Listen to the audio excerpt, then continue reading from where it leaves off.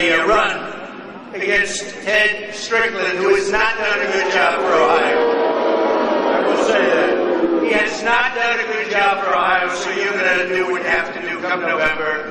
And as far as Donald Trump is concerned, I'm going to be back here many, many, many times. I'm going to be back here so much. You're going to be so sick of me. Please, please, please, don't let him come back anymore.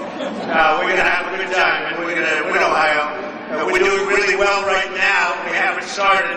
And you know, they were saying about this, I financed my primary campaigns, you know that, over $50 million. My own money. I don't know. So far we're doing well, though, right? Have I been a good messenger? We have a movement. You know what Newt said is, we really have a movement going. This is a movement like people have never seen before. This was set up recently. Look at this place.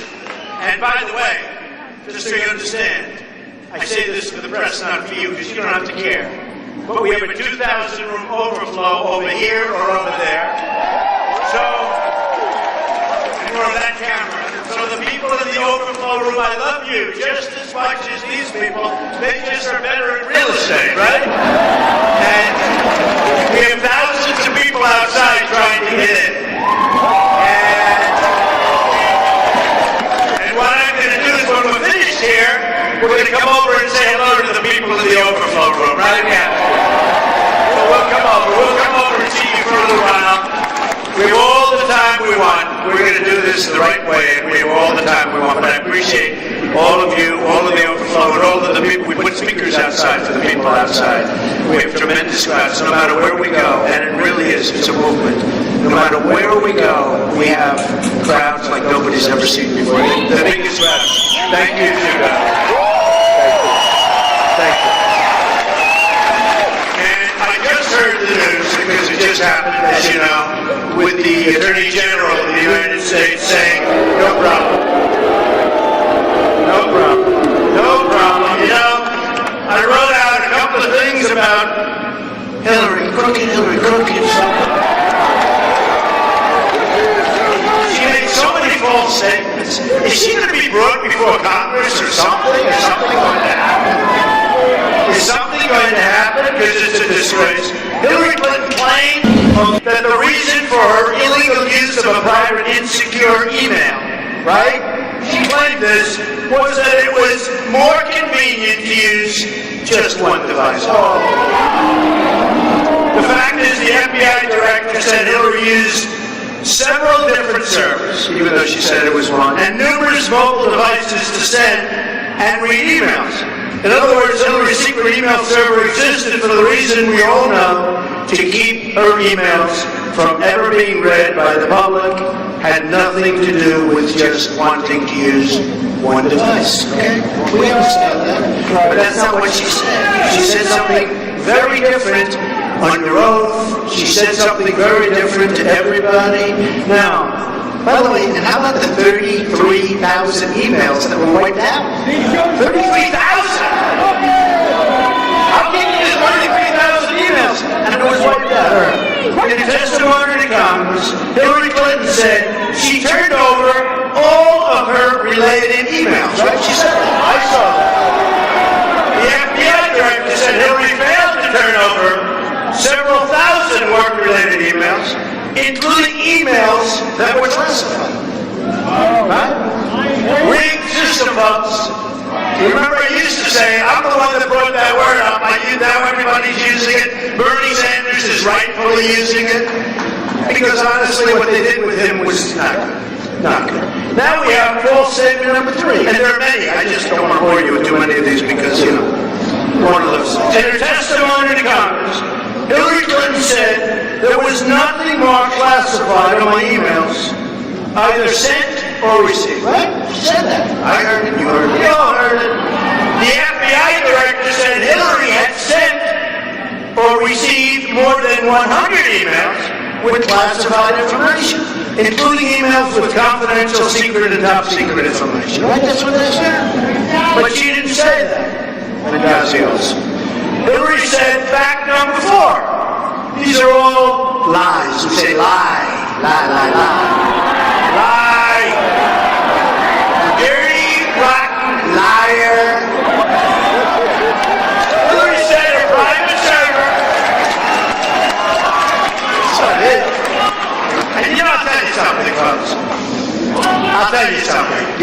Hillary's going to be censoring.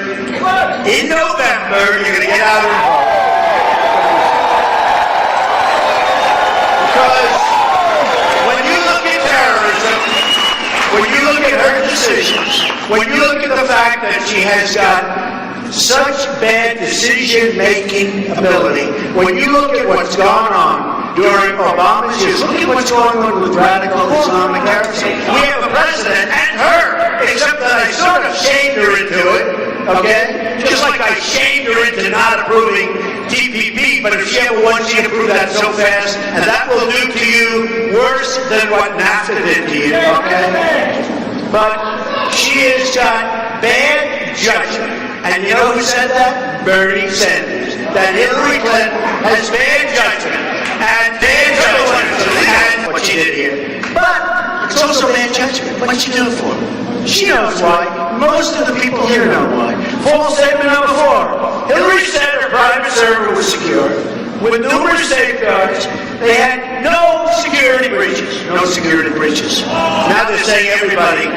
Does anybody have her information? You know what's interesting? I've always heard that once an email gets sent, it's always out.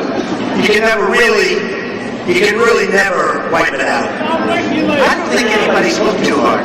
Emails, you can't get rid of it. You're always with me. I get 33,000 actually. I get 2 numbers, 30 and 33. Pick your choice. What difference? When you wipe out 30,000 emails, 30,000. Now I've always heard that if you are in litigation and everything else, there's no way of really expunging those emails. You can't get rid of them. You're always with you if you have the right people looking. There are probably a couple of super geniuses in this room that probably would know exactly how to find those 30,000.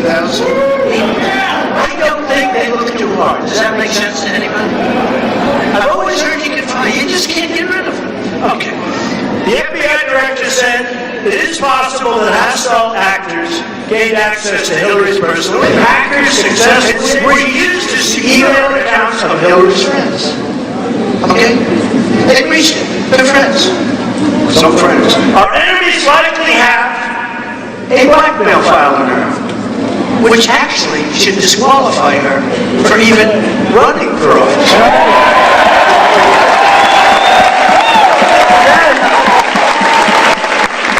In a testimony to Congress, Hillary Clinton said her attorneys conducted a rigorous review of her emails and said they went through every single email. But the fact is, the FBI director said the lawyers doing the sorting for Secretary Clinton in 2014 did not individually read the content of all of her emails before destroying them. What's going on? I came here with my father.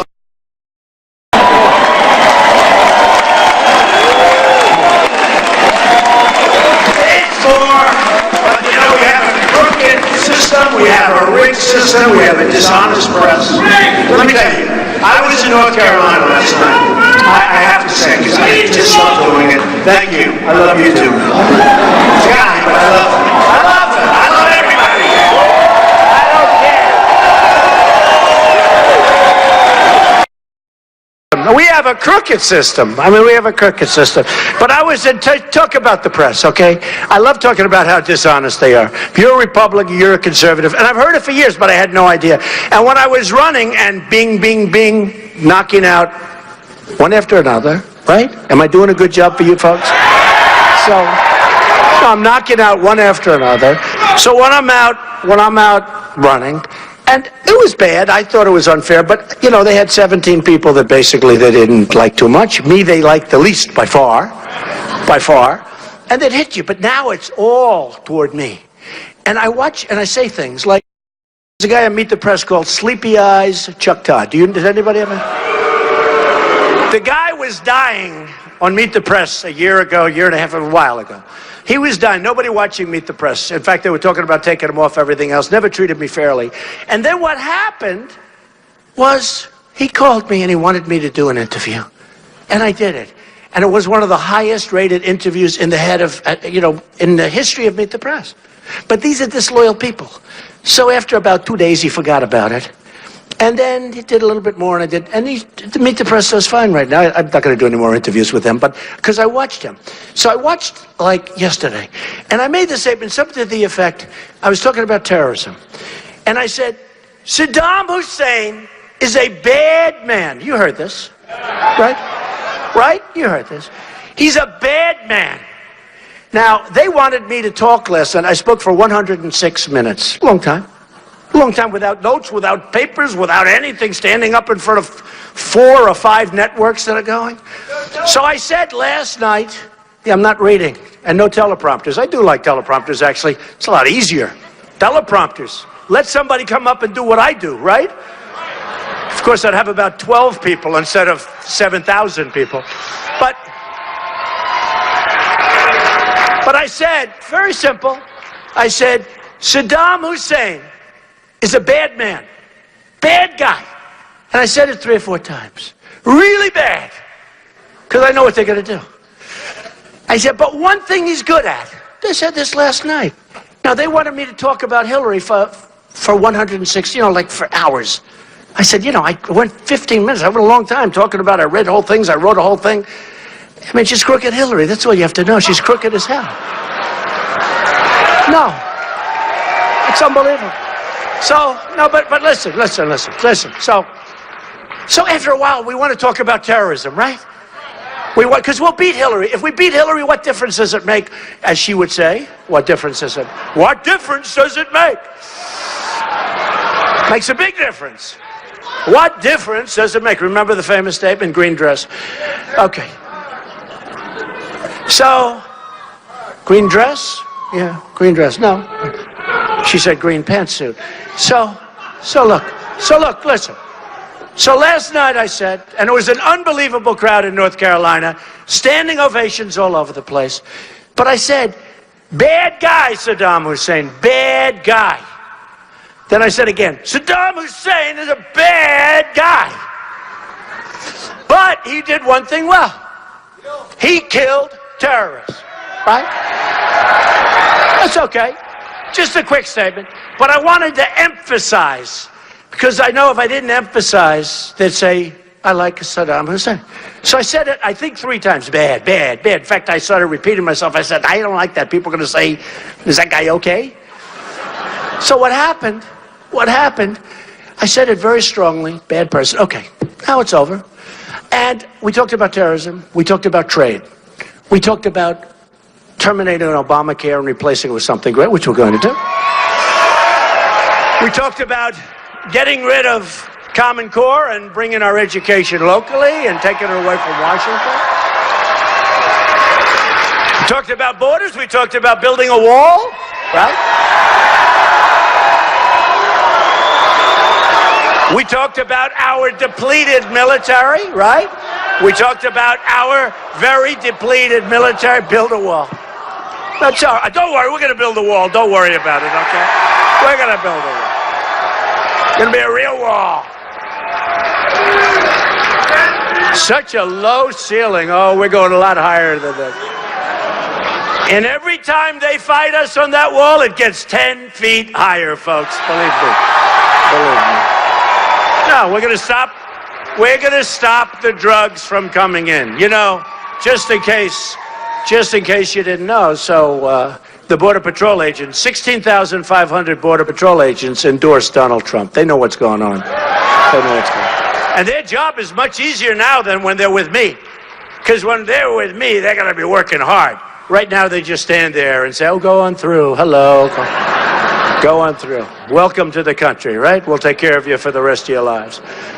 So it's a lot different. And also Sheriff Joe. We love Sheriff Joe. Sheriff Joe endorsed Donald Trump right at the beginning. So we have a situation, right, where we go on and we continue to go on and we continue to make speeches and we continue to waste time because the politicians aren't listening, right? They're not listening. But I made a speech, and this speech last night was good. And what happened? I wake up in the morning, and you had to see this crowd. This crowd was unbelievable, the energy. But all the crowds, everything. I wake up, I turn on the television. Donald Trump loves Saddam Hussein. He loves Saddam Hussein. And I was just asked a question by the Cincinnati Enquirer inside. Mr. Trump, is it true that you love Saddam Hussein? Essentially, like sort of that, you know. I said, that's not what I said. That's not what I said. So that's the narrative that goes around. I actually put a press release out. And now the people that saw it say that was great. But they are liars. These are bad people. These are bad people. And what I did say is that he was good at one thing. He was really good at killing terrorists. He didn't wait around. Do you think they gave the terrorist trials that lasted 18 years? And then after 18 years, if they had the right lawyer, they erect a statue in honor of the terrorists, right? Not with Trump. So I said, bad guy, really bad guy, but he was good at one thing. He killed terrorists. Next day, Donald Trump loves Saddam Hussein. I don't love Saddam Hussein. I hate Saddam Hussein. But he was damn good at killing terrorists. And now terrorists, the people that want to be terrorists, they go into Iraq. And I said last night, it's the Harvard. It's the Harvard University. It's the Harvard of terrorism. That's where you want to learn how to be a terrorist. You go into Iraq. Before, boom, you're a terrorist. Boom. Look at the problems we have right now. We are a very unsafe nation. We are allowing people to pour into our country. We're allowing people to pour into our country. We have no idea who they are. These are people coming from the Middle East. We're taking Syrian refugees. By the way, I have a bigger heart than anybody, and we'll work with them, and I'll get other people to put up the money because we owe $19 trillion. And now with the kind of budgets that get passed in this country, we're going up to $21 trillion. We don't have the money, but I'll get the Gulf states to put up the money, and we'll supervise it. And we will build wonderful as it can be, in Syria, safe havens. We'll build safe zones, and we'll keep them there. We don't want them here. We don't want them here.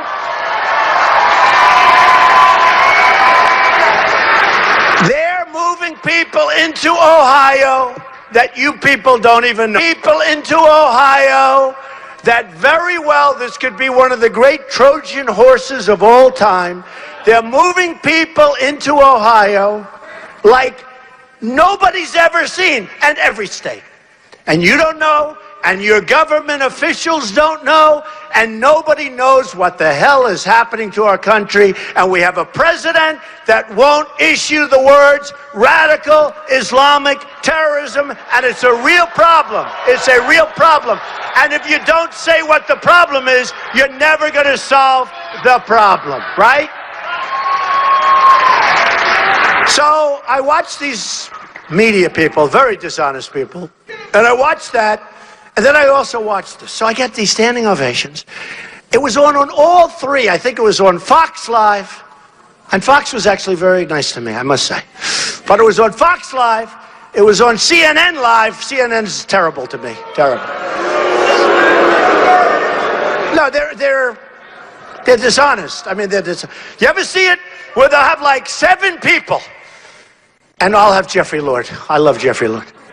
But I don't watch it anymore because, you know, in life, when you don't like something, when something's unpleasant, don't watch it. You turn something else, okay? That's what I do.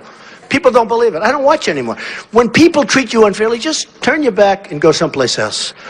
Or knock them on their ass, one or the other. So, I mean, CNN over the weekend, I'll give you an example. So one of my guys, who's married to a Jewish woman, this is a very fine person, Dan Scavino. He put out a tweet talking about crooked Hillary Clinton. And on the tweet was a star. It's a star. Like a star. And I said, oh, because when I looked at it, I didn't think anything. All of a sudden, it turned out to be, in the minds of the press only, because it could have been a sheriff's star, could have been a regular star. My boy comes home from school, Barron. He draws stars all over the place. I never said, oh, that's the Star of David, Barron, don't. So, it's a star. Have you all seen this? It's a star. And it actually looks like a sheriff's star, but I don't know. And behind it, they had money. Oh, but there's money behind it. So actually, They're racially profiling. They're profiling, not us. Because why are they bringing this up? Why do they bring it up? Because, so anyway, so Dan is a wonderful guy, a really good guy. I didn't get angry at him. I said, Dan, that's a star. Don't worry about it. He said, oh, I'm so... CNN, from morning till night, bigger than the FBI, with Clinton, who's crooked as you-know-what. Bigger than the FBI, all weekend long. CNN, dishonest as hell. CNN, morning to night. I have tweets where they're saying, CNN won't talk about anything but the star. They say, it's the Star of David. All right? I have a son-in-law who's Jewish, Jared, who's a great guy. My daughter is Jewish. I have grandchildren that are Jewish, okay? And I love them. I love them.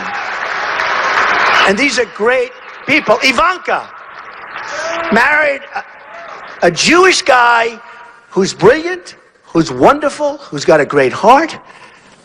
They have kids, beautiful kids, beautiful kids. So they took this star. Could have been a star for anything. To me, it was just a star. But when I really looked, it looked like a sheriff's star.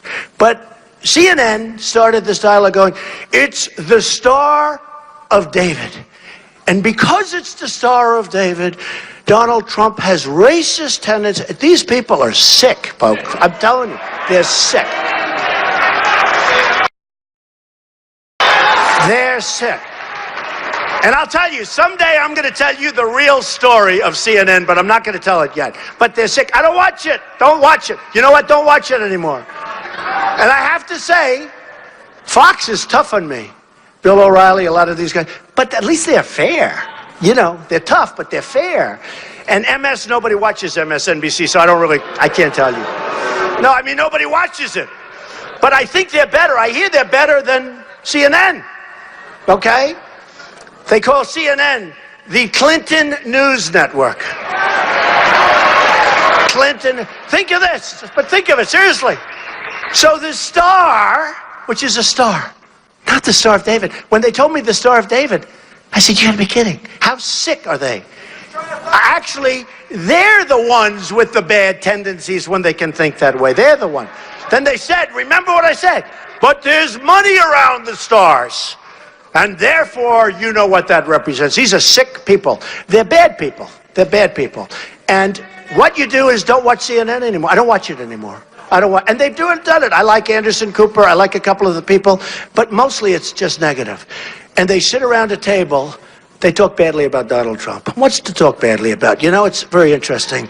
We started off with 17, and here I am. You and me, and look what we've done together, right? Look what we've done together. What's so bad? What's so bad? What's so bad? So we have unbelievably dishonest media. So think of that. Yeah, so you have the star, which is fine. You shouldn't have taken it down. You know, they took the star down. I said, too bad. You should have left it up. I would have rather defended it. Just leave it up and say, no, that's not a Star of David. That's just a star. It's also about corrupt Hillary. But she sent it out. She said, oh, this is star. She's the one that started the dialogue. You know why? Because she wanted to get off the FBI. Yeah. And you know who got hurt worse by the FBI than anybody? Bernie Sanders, because he was waiting for the FBI to make him the nominee, and it didn't work out. And he's the other one, you know, he copied my language a little bit, but he was starting to say with the superdelegates that the system is rigged. And you know what's happening? They're doing polls. I just saw a poll. 22% of the Bernie Sanders voters are coming to Trump. It's interesting. I don't know.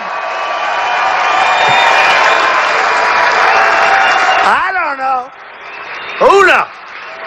Who knows? And we're having a good time. Let me just tell you. The other thing I got criticized last night, I thought it was really one of the better speeches. You know, I make good, do I give good speech? Right? But I thought it was one of the better speeches. The place was packed. You know, they never show how many people. By the way, can you imagine if I ever had an empty place? It'd be the biggest story in the history of the news business. The place was packed, right? Everybody was having a great time, considering the subject is no good. Because the subject is about our country. And our country's in trouble. between the debt, between the joblessness. And let me tell you, with the phony 5% numbers that you hear about unemployment, it's a phony number. It's a phony number.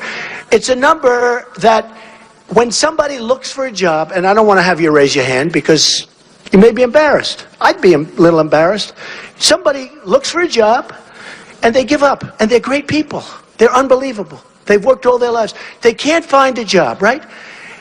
And they give up. Now they're considered statistically employed. So we show this phony number, and on that I don't blame Obama so much, because frankly this was to make presidents look good and make politicians look good, which is not an easy thing to do, okay? Because they want to show, oh, how wonderful the economy. So just as I was getting off the plane today, we announced trade deficit numbers for the month, which were like almost record-setting. We have trade deficits that are worse than ever before. All I've done for years is talk about trade deficit. Trade. I used to talk about Japan. Now I talk more about China, but it's still Japan. It's everybody. It's everybody. We don't make good deals with anybody. But last night I was talking about trade because I love it. It's my favorite subject. That and strengthening our military and taking care of our vets. They're my favorite subject. No, they're my favorite subjects.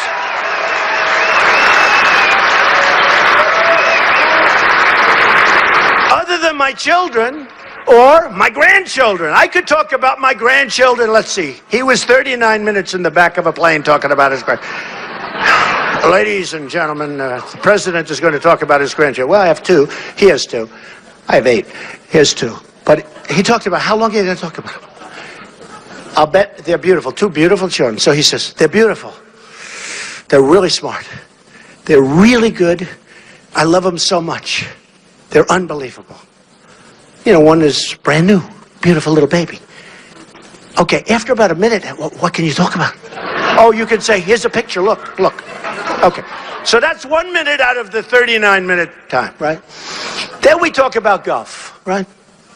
So you say, Jack Nicklaus, who endorsed me. I love Jack. Jack, he's the greatest. Jack. Did you know Jack endorsed me? Do you know how young Jack was when he won the Ohio State Championship? Jack Nicklaus. He is the greatest guy, and he's a friend of mine. And he endorsed me. I didn't ask for the endorsement. I don't want to do that. I feel like sort of guilty when I ask these people for endorsements. I don't want to do that. Jack endorsed me. I said, thank you, Jack. I appreciate it. He said, well, you're going to do a great job. You're going to shake things up. Now, when you talk about winners, is Jack a winner, right? Did you see U.S. Open was on the other day? I think Jack Nicklaus was in the top 10, like, I think it was 18 times. He was in the top, I've never seen anything like it. His record's unbelievable. He won it 4 times, top 10, 18 times. I mean, this guy is a winner, right? So when I get endorsements from Jack Nicklaus, Bobby Knight.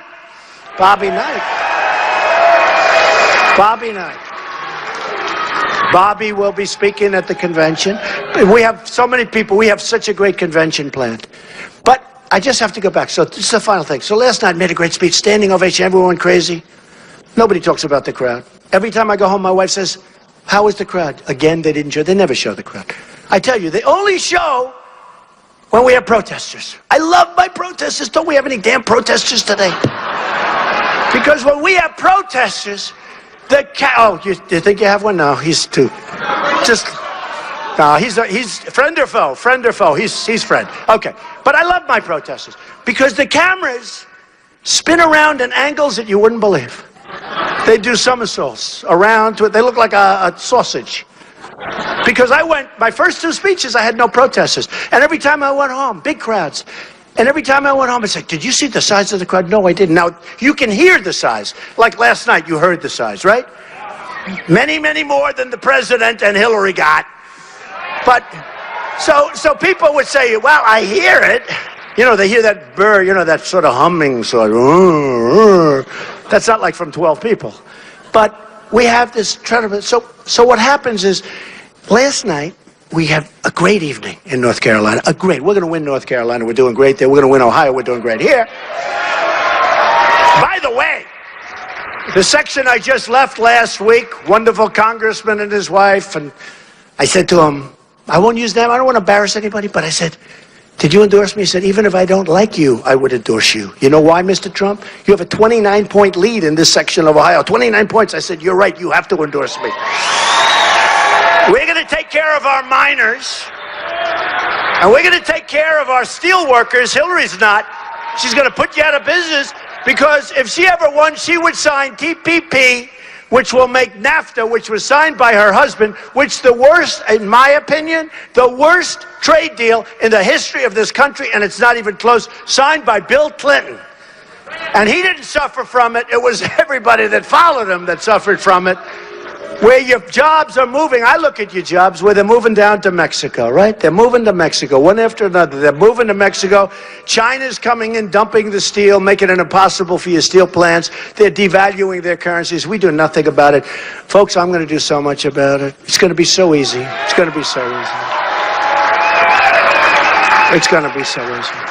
So last night, we had this time. And then I wake up and I hear, number one, I love Saddam Hussein. I hate Saddam Hussein. But I love Saddam Hussein, according to the press, because they're dishonest as hell. They heard what I said. And number two, and they said it very, very strongly, they said, he should have spoken about Hillary Clinton longer. Now, I wrote out like 4 pages that I wrote out, and I read it, point by point by point. And after a long time, I don't know, many, many minutes, you know, I got thousands of people. And this really stupid guy, Chuck Todd, I won't use his name. I refuse to use his name. I refuse to call him Sleepy Eyes. I'm not going to call him Sleepy Eyes anymore.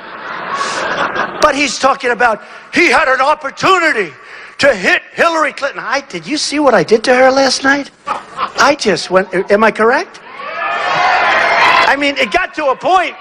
I was hitting her so hard. And the problem is I'm a professional. And I'm hitting her so hard. And I know it doesn't mean anything because the system is rigged and it's fixed and it's broken. So I'm doing it, and I'm doing it because I feel I have to do it. And it's sort of boring to do it, to be honest with you. So I didn't want to, and I wanted to get on to the military and the vets. I wanted to get on to these other subjects. I wanted to get on to terror, okay? Because we are going to experience things that you won't even believe, folks. Watch the predictions. Lots of predictions, right? And I wanted to get on to terror. And one of the reasons the women are liking me a lot lately is because, thank you, thank you, because they feel I'm going to keep our country safe. I'm going to keep our country safe. And they love Ivanka, and they love Melania. And Melania and Ivanka and Eric and Tiffany and Don are going to be speaking at the convention. So we're going to... And by the way, so just to finish, by the way, so I get hit this morning like, he had the opportunity to go after... Everyone said I made a great speech. I'll tell you how bad my speech was last night. CNN covered it from point to point without a commercial. Fox covered it practically from beginning to end. Others covered it from... That's how bad my speech was yesterday. That's how bad.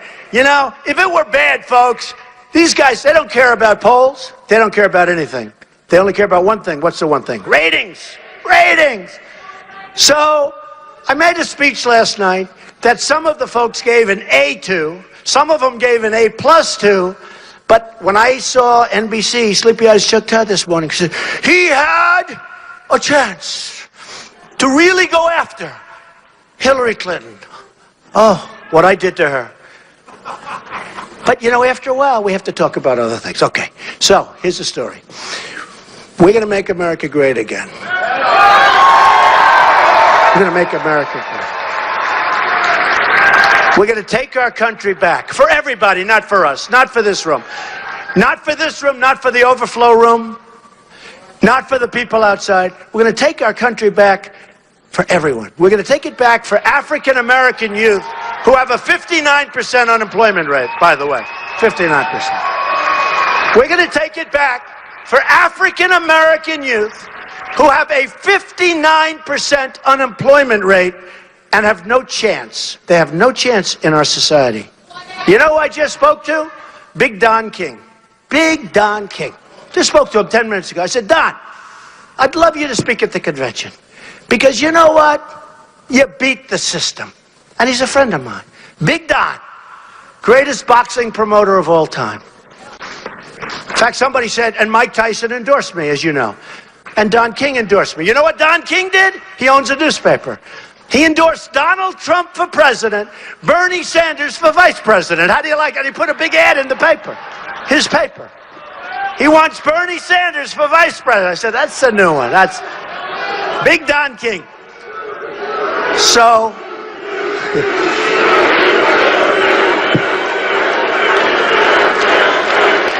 wow.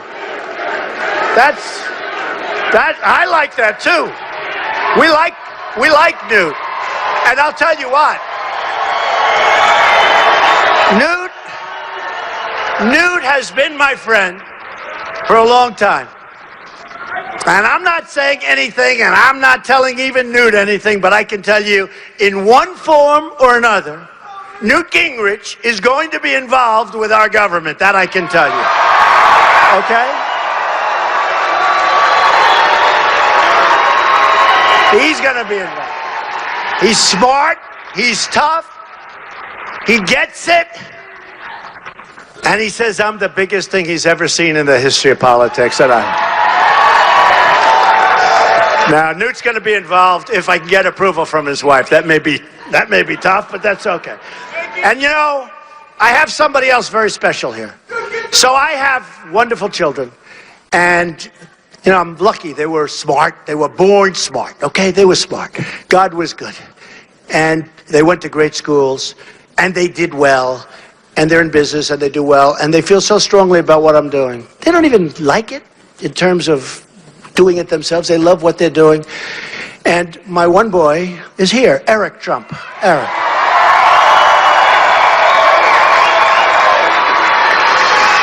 And I'm very proud of Eric. He's done a great job in the real estate business. Now I threw him into this political business. I don't know. He's doing a damn good job, but he loves the real estate. And you know what I did? Let me tell you a little story. I love this. I love this crowd. Isn't it nice when you don't read from a speech? Ladies and gentlemen, thank you very much for being here. Or Hillary with the teleprompters every single time. And whether you go north and south or east and west, Donald Trump is a bad person. Donald Trump made a lot of money in Atlantic City, but he hurt the little people. She calls it the little people. He hurt the little people. He didn't. Made a lot of money. And government, what they did. I'll tell you, did you see that sham? I left 7 years ago. But she goes this, and then after a little while, do you ever notice after about 12 minutes people start leaving? We can't do that. The nice part is, let me tell you. So I go to Scotland, and I know I'm going to get killed if I go to Scotland because the press is so dishonest. I went there to make sure that my boy, who I bought Turnberry 4 or 5 years ago, and we're doing this massive renovation, just like we're going to be opening the old post office in October. We're a year ahead of schedule. I could open it sooner, but I want to get it as close to the election as possible. Does that make sense to you? In fact, I was going to open it in August. I'm delaying the opening because I want it to be so close, because when I open it, even if I delay it a month or two, the hotel's going to open sooner. But I want to say, we're more than a year ahead of schedule, and we're under budget, and the product is even better than I said it was going to be, right? Maybe I'll open it on November 7th, the day before the big day. Oh, we're going to have, and the press will be there. They'll be there by the hundreds, but they won't say we're under budget. They won't say we're ahead of schedule. But that's okay. People know. But what happened is, we have children. And I want to support my children. I think I've been a good father. And I want to support my children. So I put Eric Trump, I like individual things. Ivanka's been great. Don's been great. Tiffany's just starting now. She just is graduating from college. Barron has great potential, but he's 10, you know. But he's got great potential. But I put my children, as they grow a little bit older, in charge of different jobs. And I put Eric in charge of the great Turnberry Resort in Scotland, where they home of the British Open, which now they call the Open Championship. And Eric spent the last year going back and forth. He'd spend 2 days over there, then come back, then go back and fight with contractors, and he got great contractors, and they did an unbelievable job. I've been hearing about it. So I said, you know, if I go over there, these dishonest, horrible human beings are going to say, Trump went over to play golf. Trump in the middle of a campaign. I can't do that, but I have to support my children, right? Do you agree? If you were... So I said, you know what? I want to fly over and I want to fly back. And I want to support my son. So what happened, but just to show you how just to show you how dishonest Hillary Clinton is and the press. So I go out, we have the bagpipes, we have everything, we have a ribbon cutting on the 9th tee, on the beautiful 9th tee overlooking the ocean, and the beautiful lighthouse, one of the greatest courses anywhere in the world. We rebuilt the course, we rebuilt everything, we rebuilt the hotel, it's great. And that was the day that Europe had the big turn where UK left, right? They left. And I said, not bragging, but I have a pulse, right? That's what we need. We need somebody with touch. We have horrible people that have no touch, no brain, no nothing. So you had Obama saying, if that happens, they're going to go to the back of the line. I would say that wasn't a great... I think Obama might have been the reason that they broke away. Okay? He doesn't help things. He actually said that the UK is going to the back of the line. Not a nice statement. Not a nice... Can you imagine if I said that? The back of the line? Oh, would I be killed for that statement? So he said they're going to the back of the line. Okay. Bottom line is, I say, ask me a lot of times. I said, no, I think they're going to break away. I think they want their independence. I think they're going to break away. I see what's happening with the migration. I see where countries are being forced against their will to take these people that don't want them. And instead of building these wonderful places where they can ultimately go back to their homeland, where they want to be anyway, they're just being forced. So Germany is a disaster right now. Sweden, parts of Sweden. I mean, things are really bad. So I said, I think they're going to... And by the way, the odds were 20% that I'd be right. 20%. Because they said it's not going to happen. They're going to approve, and that's going to be the end of that. I was right. They broke away. They broke away. I was right. And then the next day they said, oh, Trump was right, the same thing could happen in the United States. Let me tell you, we're going to be right a second time, folks. It's going to happen again. Because we're tired of incompetent people. We're tired of incompetent leadership and incompetent people. And Hillary Clinton, I said, bad judgment, she's incompetent, okay? She's incompetent. The only good thing she's ever done is get out of trouble when anybody else would have been in jail by now. That's the only thing that I've ever seen her do. That was a great job. I got to give her credit. I got to give her credit. I got to give Bill Clinton credit for going to that plane and saying for 39 minutes he talked about his grandchildren and he talked about golf. There's no way you could do that. I told you, 2 minutes for the grandchildren, 2 minutes for golf. We got 35 or 36 minutes left. What are we going to... Let's talk about Hillary. And Hillary then talks about, I think I'd reappoint the Attorney General. And you're waiting for a decision by the Attorney General. And you're saying you're going to give her a job. You're not allowed to do that. That's bribery, folks. And then the Attorney General comes out, as Newt said, but the Attorney General comes out. And the Attorney General says, no charges. That's bribery. Wouldn't you say? It's bribery. You're not supposed... She said she's going to reappoint the Attorney General, and the Attorney General is waiting to make a determination as to whether or not she's guilty. And boy, was that a fast determination. Wow. Should have waited, at least waited a little bit longer. Don't just come out with 1 or 2 sentences. Talk about it a little bit. So look, again, trouble. So here's what happened. So I go to Scotland. Beautiful. The weather was beautiful. The waves are crashing up on the rocks. We're opening the course, getting ready to cut a ribbon. We have so many press. We had over 400. Hope, the legendary Hope. How many? 400? 400. 450. It was unbelievable because they were all there for Brexit. And they were all there to see what was going to happen. Will the UK break away?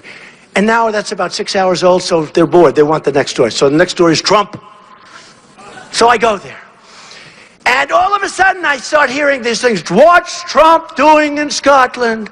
Well, he's playing golf. Okay, so I have a news conference. It was a great news conference. Even Newt said that was a great news conference, right? I did a good job, Newt? When Newt says I did a good job, he's a very critical guy. He sometimes says, I don't like what he's saying, but there I did a good job, right? Newt, Newt. So let me just tell you. So I'm answering. I said, any questions? So I'm not talking about any questions. And the place goes crazy. The cameras, I'm telling you, we had as big a group of media as you've ever seen. They all drove up, you know, from London, different places, everybody just converged on Turnberry. So I'm taking questions. One of the questions was, Mr. Trump, if the pound goes down, how will Turnberry do? So I say, I didn't bring this up. I said, look, here's what happens. If the pound goes down, Turnberry will do very well because a lot of people are going to travel to the UK. They'll come to Scotland. Turnberry's going to do very well if the pound goes down. Okay, period. That's it. I answered the question. Next day, it's in an ad by crooked Hillary Clinton, and I'm all over the place. But they don't show the question. Here's the thing. They're sort of, did you hear Donald Trump? All he talked about was his resort. And they show me. They don't show the question. If the pound goes down, Turnberry's going to do very well. Okay? Then they gave me a golf club. I said, I don't want to touch it. I don't want to touch golf. I don't want to, I'm leaving.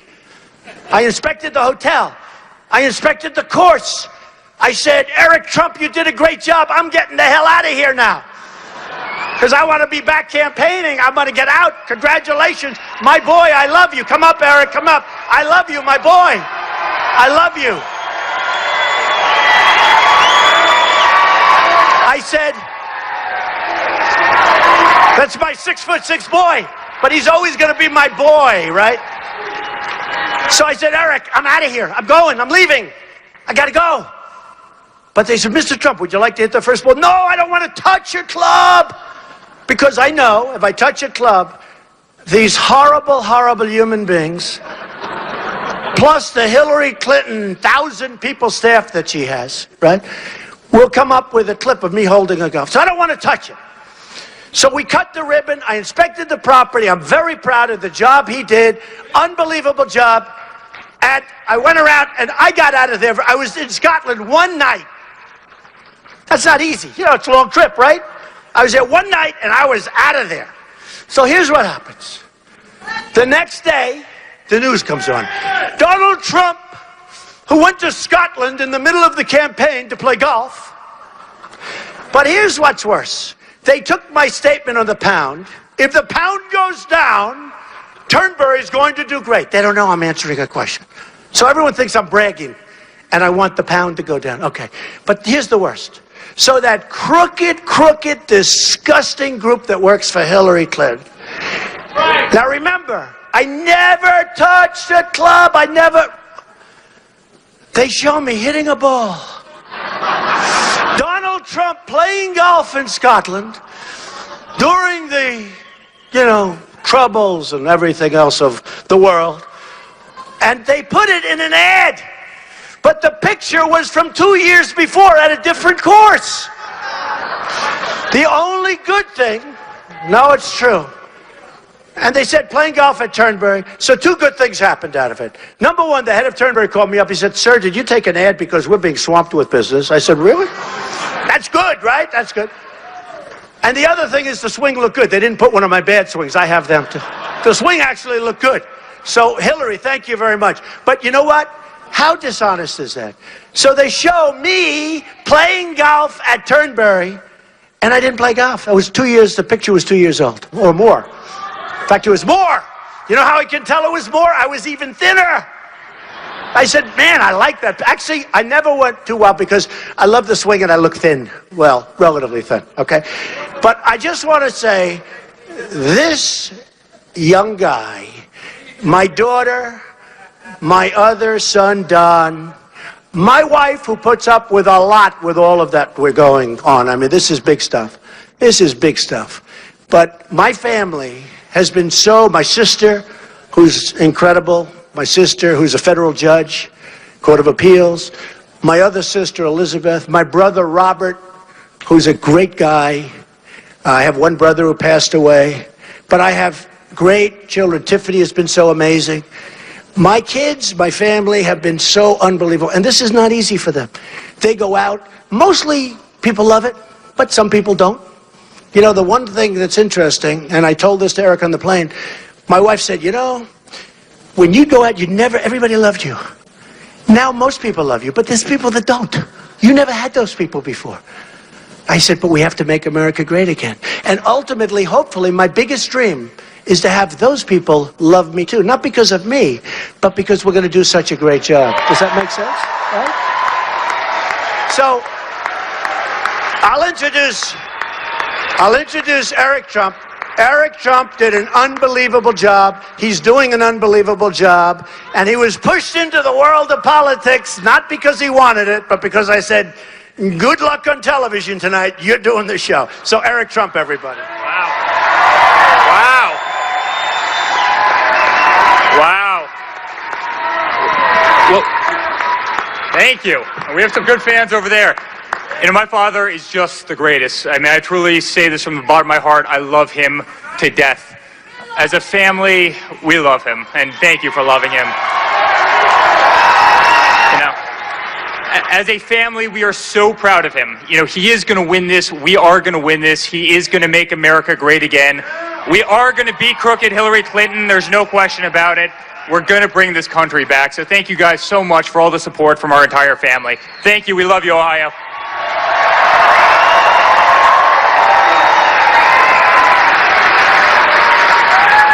Thank you, Eric. Thank you. And thank you to your brothers and sisters, and thank you to everybody. And the family has been just incredible. So when I was getting off the plane, I just wanted to tell you a couple of good things and a couple of bad things, and, you know, about the country, what's going on. Terrorism is at just a horrible, horrible level. People don't feel safe. Polls are coming out saying they feel more unsafe right now than they have at any time for many, many years. We're going to make you feel safe again. Remember that. You're going to feel safe again. I'm very, very proud of the fact that when we ran, that in the history of the Republican Party, you got the most votes ever by a lot, almost 14 million votes, more than anybody that's ever run. And I'm very proud of that fact.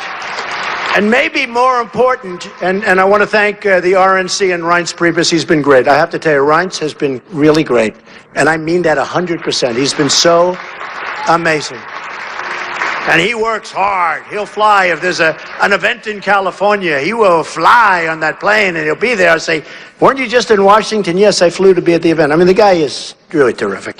But it was just announced that the Republicans, in terms of the primary voters, final count, 62% up from 4 years ago. It's unheard of. That's an unheard of number. That is an unheard of. Did you know that, Newt? That is an unheard of number. The Democrats, ooh, there was a mosquito. I don't want mosquitoes around me. I don't like mosquitoes. I don't like those mosquitoes. I never did. Okay, speaking of mosquitoes, hello, Hillary. How are you doing? So the Democrats were down with all the Bernie Sanders stuff and everything you hear and all this. And by the way, our crowds are so much bigger than his, not even close. But with all of the things you hear, the Democrats are down 21% from 4 years ago. Because there's no real enthusiasm. They had enthusiasm for Bernie, but Bernie was outflanked by the establishment. He was really outflanked he never had a chance. And frankly, I wouldn't have had a chance except we were winning by such large numbers. If we didn't win, I mean, Florida, 21-point victory, won 66 of 67 counties. New York, Pennsylvania, Connecticut. You look at all of these different places, Rhode Island, Maryland, Delaware. We had a group where we won every single county in every single state. In California, I got 78% of the vote, and there were still lots of names on there. And you know, when you have the largest number of votes in the history of the Republican Party, and we had 17 people running, folks. That's a big difference as opposed to 2 or 3 or 4. We had 17 people. So it's impossible to win that number when you have 17 people. And we won easily. More than Ronald Reagan, who we love. More than Richard Nixon, more than the Bushes, more than Dwight D. Eisenhower, who did have a lot to do with the Second World War victory, in all fairness, right? So we had a great thing, so that was a great thing. The bad part is this. In coming off the plane, I heard that our trade numbers are a disaster. A disaster. getting worse than ever before. We're losing so much money. We have trade deficits that are so massive, not only with China, not only with Mexico, which is massive. I take my hats off to the leadership of Mexico for the job they've done on us. They treat us like we're babies. They treat us at the border and with trade. You ever see the companies that are moving to Mexico? I think I won Indiana largely because Carrier Air Conditioning Company.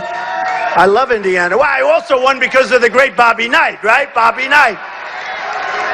I told you that story where Bobby called up. He said, "Sir, you got to run for president." That was a year before I did it.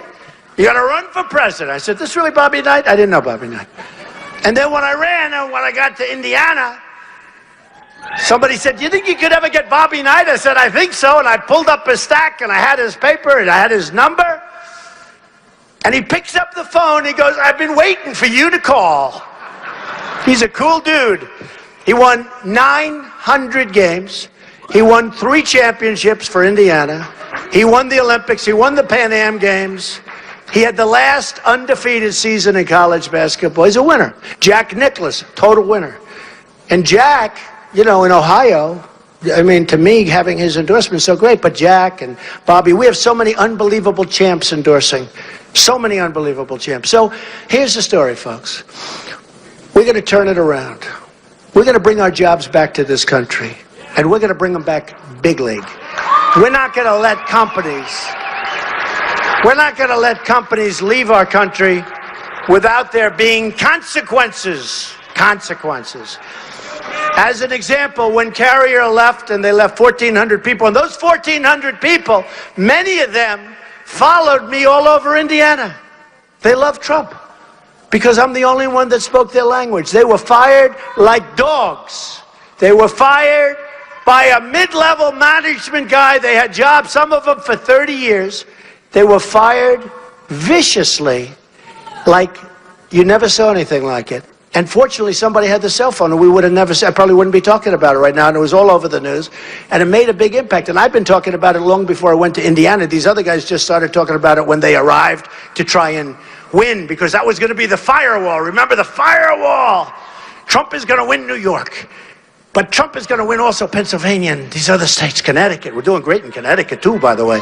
But Trump's going to win all these states. We agree. But when we get to Indiana, that's the firewall. Trump's not going to win the firewall. And we won the firewall in a landslide. That was a big, big. And then everybody just said, you know what they said? We just can't take it anymore. We're leaving. They're gone. And that was the end of that, right? But we've had an amazing period of time. But what I would have told Carrier Air Conditioning, and I would, if I get there in time, maybe there's still, I would have said, enjoy your plant. Hot weather. Pretty hot up here right now, by the way, too. Hot weather. I said, enjoy your plant. Make lots of air conditioners. But when you start selling your air conditioners through a very strong border, because we're going to have a very strong border, and we want people to come in. I want people to come into the country. They're going to come in by the thousands, but they're going to come into the country legally, right? Legally. So I'm going to say, meaning myself or my rep, I always kid with this. I say to my wife, but I want to call Carrier. And she'll say, you're the president of the United States. You're not supposed to be calling an air conditioning company. I said, but it's so much fun, and I'm so good at this stuff. So I'll get somebody else. I'll get Carl Icahn to call. That would be pretty good. I have so many people endorsing us. But we call up Carrier. We say, enjoy your new plant. I hope you have great success. But every single time you make a beautiful air conditioner and you want to sell it to the United States, there's going to be a 35% tax on that air conditioner coming into this country.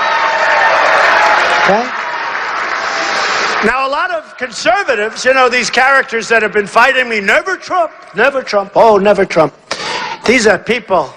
Here's a guy, you talk about a great conservative, but he gets it. Some of these people don't get it. Never Trump. By the way, never Trump is disappearing rapidly. You heard about the 51 million? Anybody? Did anybody? Right? 51? Raised $51 million, right? 51 million. Even Newt couldn't believe that. Right, Newt? $51 million raised. Okay, so here's what's going to happen. And I just started really in the middle of, listen to these, it sounds like a football game. Newt, Newt, Newt. I don't know, Newt, are they booing or are they saying Newt? It's one of those names, right? No, they love Newt. They do love Newt. We all love Newt. Newt gets it. I'll tell you one thing, folks. I'm not saying it's Newt. But if it's Newt, nobody's going to be beating him in those debates. That's for sure. Right? Nobody. Nobody's beating our Newt in the debates. Yeah, we raised $51 million. And the Washington Post actually had a good story for the first time in a long time. They gave a great story.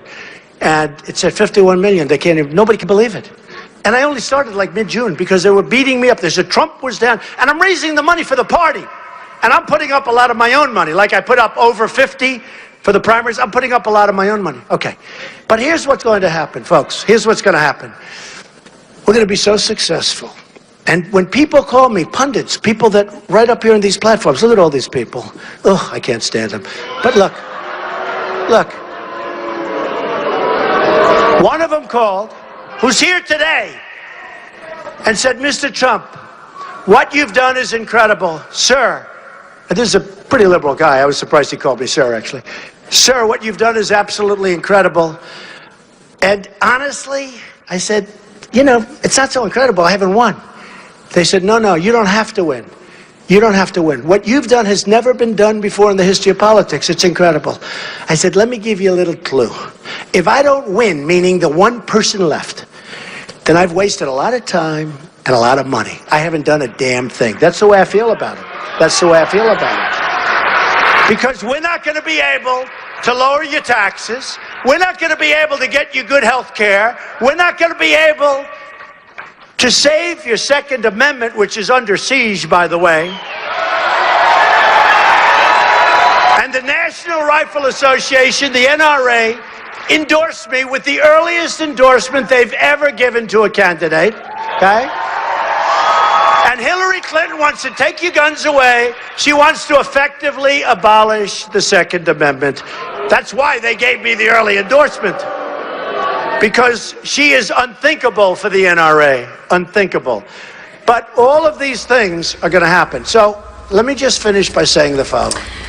All right, and you've been listening to Donald Trump addressing a crowd in Cincinnati, Ohio, appearing with Newt Gingrich, a possible VP contender, and what he just said on that, actually very interesting just a moment ago. Right now, the former campaign manager for Donald Trump, Corey Lewandowski, is with me, Bill Kristol, the editor of the Weekly Standard, Hillary Clinton supporter Bakari Sellers, David Gergen, who advised Reagan and Clinton when they were president, and John Avlon, editor-in-chief of the Daily Beast. We never lost war, all of us, a lot of you my age. When we were young, I still feel young. Do you feel young? But when we were young, we never lost a war. They used to say, we've never lost a war. Now we never win a war. We never win a battle. We never win anything. We have these idiots that get on television. We are going to attack ISIS in 48 hours. And when we attack, we're going to hit them from the rear. And we're going after Fallujah. And that will take place in exactly 2 weeks. And after that takes place, we're going to Ramadi, and we will hit. Now what happens is they say, oh, I mean, the only problem is they can't believe anybody's so stupid to be saying all this stuff. So sometimes they don't believe it, and we get away with it. Can you imagine, dude, the great General George Patton getting on television to say when we're leaving Iraq? We are leaving on this date. So the enemy goes back and they say, nobody can be that stupid to say that. You never would believe it, but you know what? Just in case Obama's serious, let's just pull back. Hey, you know, they don't want to be killed. Don't kid yourself. You know, they talk about they want to be killed. Trust me, they can live their other life. They'll have their time. But you know what? Pull back. Pull back. So now they pull back, and you left it that day. You didn't leave anybody behind. I didn't want to go into Iraq from the beginning. I said you're going to destabilize the Middle East. But once you go in, the way he got out was unbelievable. Draws the line in the sand. The line in the sand is a violation. The line in the sand doesn't mean anything. Nothing means anything. We have a president who's terrible. We have a president who's right now What he wants to do is, all he wants to do is campaign. He wants to, it's fun campaigning. It's a good time campaigning. I want a president that's going to be focusing on knocking the hell out of ISIS. I want a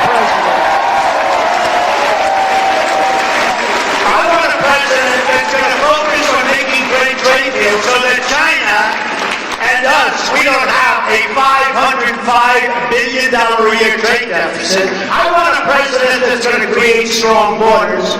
I want a president that's going to keep criminals out of our country, people that kill us, people that are going around shooting people in the back. Jamil Shaw, great friend of mine, Jamil, shot in the face by a person that shouldn't be in this country. Kate, San Francisco, shot in the back by somebody that was thrown out of the country 5 times and probably got forced back in. We're going to have a safe country again, folks, and we're going to start winning again. We're going to win, and we're going to win so much, and I'm telling you, and I have fun saying this, but there's nothing fun about it because of what's going on. But we're going to win so much that the people of Ohio are going to call you representatives. They're going to call Matt Borges, head of the Republican Party, good guy, by the way. Matt, you better win Ohio from me, Matt. They're going to call Matt. They're going to call Rob. They're going to say, you have to see the president. We're winning too much. We can't take it. We're not used to it. We're not used to winning this much. We're winning with our military. We'll knock the hell out of ISIS. We're winning for our vets. We're winning with health care. We're winning with the border. We're winning with the wall. We're winning our Second Amendment. Mr. President, sir, you're winning too much. The people of Ohio can't stand so much winning. We're not used to it. And you know what? I'm going to say, I don't care, Rob. I don't care, Matt. We're going to keep winning because we are going to make America great again.